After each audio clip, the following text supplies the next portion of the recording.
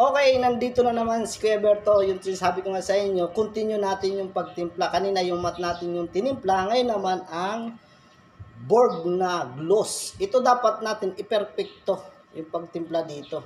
Kasi ito ay open cabinet dun sa kitchen, di ba? Mamaya ipakita ko sa inyo. Open cabinet yun. Ibig sabihin, wala siyang pintuan, kaya nga open di ba? Walang pintuan. Okay. Kailangan iperfect natin to kasi pagpasok ng tenant agad o lahat ng broker, kung sino man tao dito nakatira sa bahay, lalo na yung mga opisina namin na umiikot, lalo na yung mga engineer, syempre kailangan pag pumasok sila doon is kailangan yung open cabinet, wala silang makitang chichiboreche, di ba? Kasi may mga butas yung kanina, linagyan ko siya ng simcot. Yan, titimplahan ni Kuya Berto yan. Gloss to, mga idol. Gloss, na board, okay.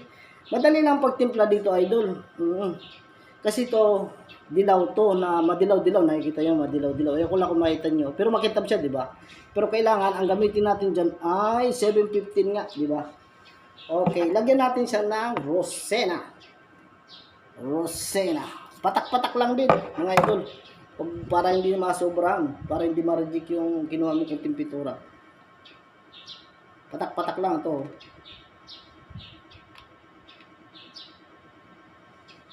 Okay. Tapos, haluin natin syempre. Halo-halo lang. Kunti lang, mga idol.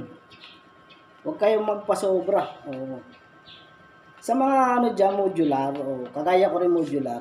Oo, mga modular nga tayo. Pero, iwan ko lang kung kaya nyo ako. Yung aking talent, konti.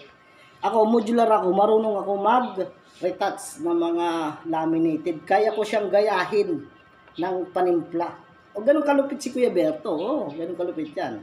Malupit sa malupit, humahagupit. Siyempre, joke lang mga idol.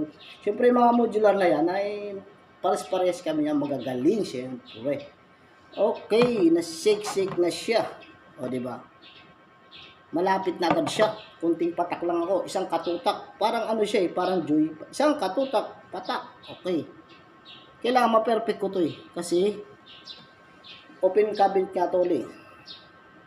Mamaya mga idol, kukontinue natin to. Ipakita ko sa inyo sa kitchen pag niretouch ko na siya. Pag kinulayan ko na siya. Kung talagang siya, wala na siyang hindi na siya mahalata na may ginawa tayong retouching. Okay, bye-bye. Kuya Berto ulit, mga idol. Shout out kayo dyan. Mag-comment lang kayo. Bye-bye you. Bertong Modular. I love you so much. Ingat tayo palagi at magdasal mga idol. Love you Bye-bye.